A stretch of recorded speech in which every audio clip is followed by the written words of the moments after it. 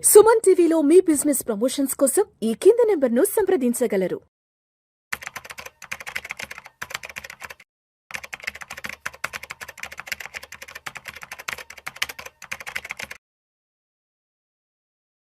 సల్మాన్ గారు నమస్తే సార్. నమస్తే విష్ణు గారు. Welcome to Vishnu talks and welcome to Suman TV. Thank you అండి, ఇట్స్ మై ప్లెజర్. సార్, మీరు ఎప్పటి నుంచో ఇన్వెస్ట్మెంట్స్ ఈ మార్కెట్లో ఉన్నారు, ఈ సెగ్మెంట్లో ఉన్నారు కదా. సాధారణంగా ఇన్వెస్టర్లు అనేవాళ్ళు ఎటువంటి ఇన్వెస్ట్మెంట్ మిస్టేక్స్ చేయడం వల్ల ఈ వెల్త్ క్రియేషన్ అనేది సరిగా జరగదు, ఈ వెల్త్ క్రియేషన్ అనేది డిస్ట్రాయ్ అవుతుంది అంటారు అసలు? చూడండి విష్ణు గారు, కొన్ని మిస్టేక్స్ మనం మాట్లాడుకుందాం. Mistake 1, investing without goal. ఎటువంటి గోల్ లేకుండా ఇన్వెస్ట్ చేయడం.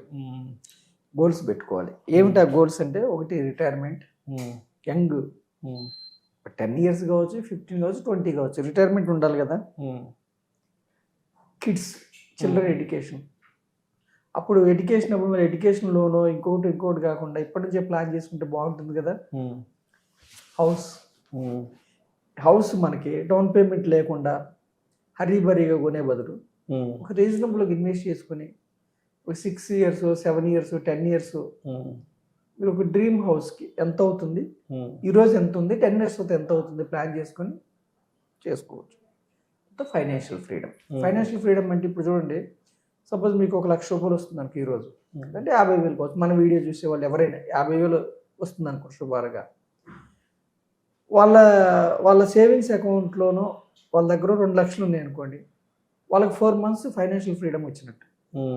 సో వాళ్ళకి ఇప్పుడు ఎంతైతే వస్తుందో ఎవ్రీ మంత్ అంత క్యాష్ ఫ్లో వచ్చేలాగా జనరేట్ చేసుకోవాలి. అయితే ఎవ్రీ 10 yearsకి ఇది డబుల్ అవుతూ ఉంటుంది. సో 10 years తర్వాత ఇప్పుడు 50,000 వస్తుంటే 10 years తర్వాత వాళ్ళకి 1,00,000 కావాలి జీవించడం కోసం. సో 10 years తర్వాత 1,00,000 రూపాయలు వచ్చేంత ఫైనాన్షియల్ ఫ్రీడమ్ పొందాలి. ఫస్ట్ థింగ్ ఏంటంటే retirement, child education, house and financial freedom. అంటే గోల్స్ పెట్టుకొని ఇన్వెస్ట్ చేయాలి ఫస్ట్.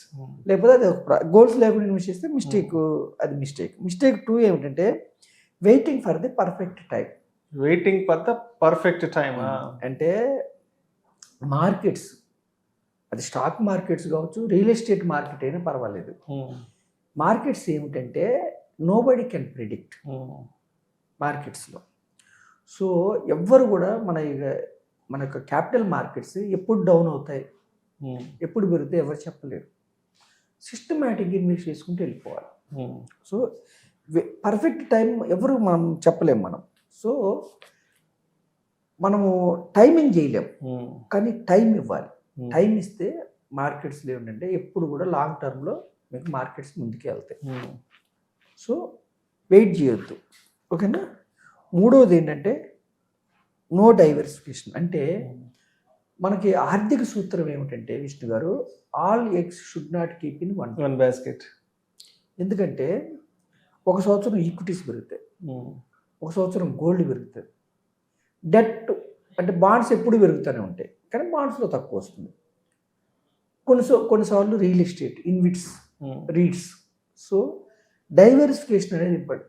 అలాగే మన ఇండియన్ స్టాక్ మార్కెట్ కాకుండా గ్లోబల్ మార్కెట్స్ కూడా. ఇప్పుడు మనం లాస్ట్ 2 years చూసాము, మన ఇండియన్ మార్కెట్స్ పెద్దగా పెరగలేదు, కానీ గ్లోబల్ మార్కెట్స్ అవుట్ పెర్ఫార్మ్ చేసాయి. గోల్డ్ అవుట్ పెర్ఫార్మ్ చేసింది, సిల్వర్ బాగా పెరిగింది. సో మనం ఏం చెప్తామంటే మిస్టేక్ 3 ఏంటంటే నో డైవర్సిఫికేషన్. అంటే అన్ని ఒకే చోట పెట్టడం, అది మిస్టేక్ 3. పోర్ట్ఫోలియో ఎప్పుడు వైవిధ్యం ఉండాలి. తర్వాత 4వ మిస్టేక్ ఏమిటంటే ఇగ్నోరింగ్ ఇన్ఫ్లేషన్. మనం ఇందాక చెప్పుకున్నాం కదా, ఈరోజు మీకు 50,000 అవసరం అయితే 10 years తర్వాత మీకు 1,00,000 రూపాయలు, 1,20,000 అవసరం ఉంటుంది. ఎందుకని? మీ డబ్బుని ఇన్ఫ్లేషన్ తినేస్తుంది, ద్రవ్యోల్బణం తినేస్తుంది, ధరల పెరుగుదల.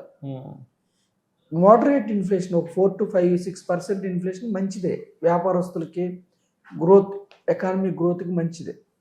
సో దీనికి మనం కేవలం సేవింగ్స్లోనే పెట్టుకుంటే మీరు ఇన్ఫ్లేషన్ దాటి పెద్దగా రిటర్న్ జనరేట్ చేసుకోలేదు. సో ఇన్వెస్ట్మెంట్ వైపు. సో ఇన్ఫ్లేషన్ దృష్టిలో పెట్టుకొని ఎక్కడ ఇన్వెస్ట్ చేసుకోవాలో మీరు ప్లాన్ చేసుకోవాలి. సో ఇన్ఫ్లేషన్ మీరు ఇగ్నోర్ చేయకూడదు. తర్వాత investing with emotions, mistake 5. Emotions main ఏంటంటే మార్కెట్స్లో ఫియర్ అండ్ గ్రీడ్. ఫియర్ అంటే భయం, గ్రీడ్ అంటే దురాశ. ఇవి స్టాక్ మార్కెట్లో చాలా ప్రధాన పాత్ర పోషిస్తాయి. ఎందుకంటే పీపుల్ ఏం చేస్తారంటే పెరుగుతున్నప్పుడే ఇంకా పెరుగుతుంది అనుకుని ఇంకా పెరుగుతుంది. గ్రీడ్తో ఎంటర్ అవుతారు. ఎంటర్ అవుతారు. పడుతున్నప్పుడు ఎంత పడుతుందో అని ఫియర్తో అమ్మేస్తూ ఉంటారు. అంటే ఇక్కడ అదే మామూలు ఇక్కడ ఇన్వెస్టర్స్ యొక్క ఆలోచన రివర్సల్ గా ఉంటుంది ఇక్కడ. అయితే ఇక్కడ ఏమంటామంటే గోల్స్ పెట్టుకుంటే ఈ ఫియర్ ఈ పడేటప్పుడు మీరు బాధపడకూడదు. ఇప్పుడు గోల్స్ పెట్టుకొని రిటైర్మెంట్ కోసం ఇన్వెస్ట్ చేశారనుకోండి, మీకు రిటైర్మెంట్ 10 ఏళ్ళలో 15 ఏళ్ళలో ఉంది, 20 ఏళ్ళు ఉంది. షార్ట్ పీరియడ్లో మనకి డౌన్ అయినప్పుడు భయపడకూడదు. మీకు యాక్చువల్గా ఎవరైతే రెగ్యులర్గా ఇన్వెస్ట్ చేస్తున్నారో డౌన్ అయినప్పుడు you will get more stocks, more units. ఇది మీకు అడ్వాంటేజ్. ఇప్పుడు లాస్ట్ 2 years నుంచి ఎవరైతే ఇండియన్ మార్కెట్లో ఉన్నారో మ్యూచువల్ ఫండ్స్ ద్వారా ఇండెక్స్ ద్వారా ఉన్నారో వాళ్ళకి అడ్వాంటేజ్ ఇది. డిస్కౌంట్లో మీకు అన్నీ దొరికాయి, పెరిగినప్పుడు మీకు బెనిఫిట్ అవుతుంది. సో మనం ఏం చెబుతున్నాం అంటే ఫియర్ అండ్ గ్రీడ్ ఏంటంటే బాగా ఎమోషన్స్ని కంట్రోల్ చేసుకోవాలి. ఇంకొకటి ఏంటంటే నో ఎమర్జెన్సీ ఫండ్. మనం చెప్పాం కదా ఇందాకే, ఎమర్జెన్సీ ఫండ్ ఖచ్చితంగా ఉండాలి. ఎందుకు ఉండాలంటే ఒక 6 నెలలు ఉంటే మంచిది. ఎందుకు ఉండాలంటే విష్ణు గారు, మనం ఈక్విటీస్లో ఇన్వెస్ట్ చేస్తున్నాం ఇండియన్ మార్కెట్స్లో.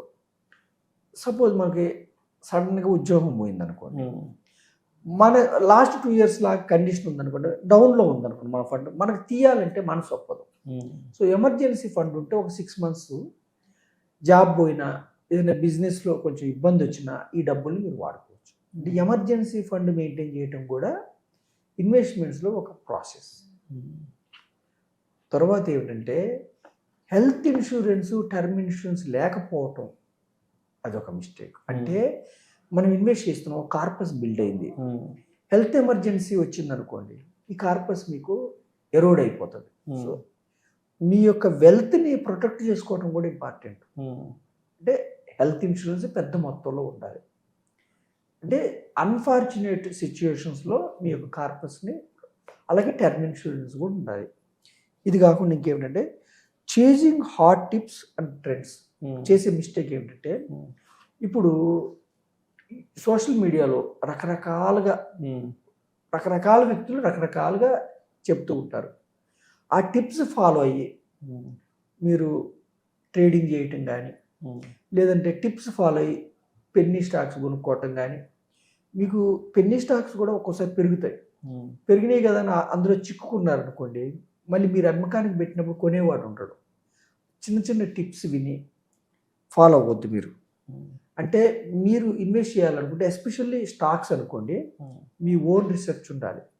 అయితే మనం చెప్పేది ఏమిటంటే ఓన్ రీసెర్చ్ అంత ఈజీ కాదు. 5,000 స్టాక్స్లో ఏ స్టాక్స్ పట్టుకోవాలనేది అంత ఈజీ కాదు.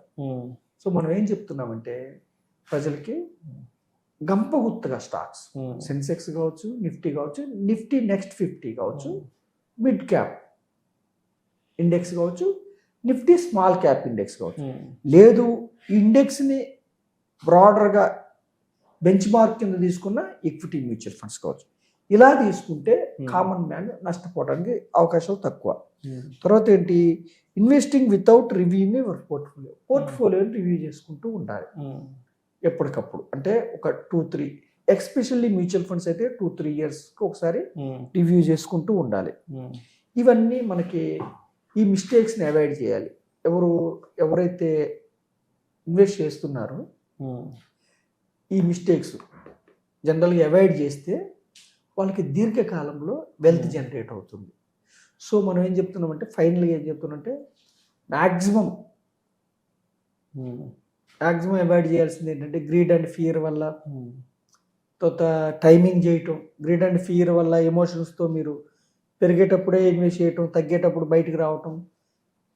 తర్వాత సింగిల్ స్టాక్ అవాయిడ్ చేయండి, సింగిల్ సెక్టార్ అవాయిడ్ చేయండి. అంటే సింగిల్ స్టాక్ ఎప్పుడు పెరుగుతుంది అంటే ఎప్పుడు కూడా స్టాక్ మార్కెట్లో ఏ వాల్యూలో మీరు ఎంటర్ అవుతున్నారు, ఏ వాల్యూలో అమ్ముతున్నారు అన్న దాన్ని బట్టి లాభాలు ఆధారపడి అంత ఈజీ కాదు. సో సింగిల్ స్టాక్స్ అవాయిడ్ చేయండి. సింగిల్ సెక్టార్ కూడా ఎప్పుడు కూడా క్యాపిటల్ మార్కెట్స్లో రిటర్న్స్ సైక్లికల్గా ఉంటుంది. కొన్ని సందర్భాల్లో ఐటీ ఇస్తుంది, కొన్ని సందర్భాల్లో క్యాపిటల్ గూడ్స్ ఇస్తుంది, కొన్ని సందర్భాల్లో ఇన్ఫ్రా ఇస్తుంది, కొన్ని సందర్భాల్లో బ్యాంకింగ్ అండ్ ఫైనాన్స్, అంటే రకరకాలుగా మారుతూ ఉంటాయి. సో అందుకని మీరు డైవర్సిఫైడ్గా ఉండాలి. సింగిల్ సెక్టార్లో ఇన్వెస్ట్ చేసుకోవద్దు. ఇవి అవాయిడ్ చేయండి మీరు. ఓకేనా విష్ణు గారు? సో మనం ఓవరాల్గా చెప్పేది ఏంటంటే గోల్స్ని బట్టి దీర్ఘకాలం ఉండాలి. ఒక ఆర్ఐఏ రిజిస్టర్డ్ ఇన్వెస్ట్మెంట్ అడ్వైజర్ కానీ ఫైనాన్షియల్ అడ్వైజర్ కానీ ఒక డిస్ట్రిబ్యూటర్ ద్వారా కానీ వెళ్ళొచ్చు, ఇబ్బంది ఏం లేదు. లేదు కొంచెం ఎక్స్పెన్స్ రేషియో ఉంటుంది వాళ్ళకి అనుకుంటే మీరు డైరెక్ట్ కూడా వెళ్ళొచ్చు. కానీ గుడ్డిగా టిప్స్ విని ఫాలో అవ్వకుండా మీరు రీసెర్చ్ చేసుకుని జాగ్రత్తగా కొన్ని అవాయిడ్ చేస్తూ కొన్ని మిస్టేక్స్ ముందుకెళ్ళాలి. అప్పుడు మీకు వెల్త్ జనరేట్ అయ్యే అవకాశం మన ఇండియన్ క్యాపిటల్ మార్కెట్స్లో కానీ బాండ్స్లో కానీ గోల్డ్లో కానీ డైవర్సిఫికేషన్ చేసుకుంటే దీర్ఘకాలంలో హ్యాపీగా సెటిల్ అవ్వచ్చు. Thank you so much Salman గారు. ఎటువంటి తప్పులు చేయడం వల్ల మన వెల్త్ అనేది డిస్ట్రాయ్ అవుతుంది, అటువంటి తప్పుల్ని మనం ఏ విధంగా అధిగమించి ముందుకు వెళ్ళగలిగితే ఒక సంపద సృష్టి చేసుకోగలం అన్న దాని గురించి చాలా చక్కగా మీ స్టైల్లో చెప్పారు. Thank you so much sir. Thank you Vishnu గారు.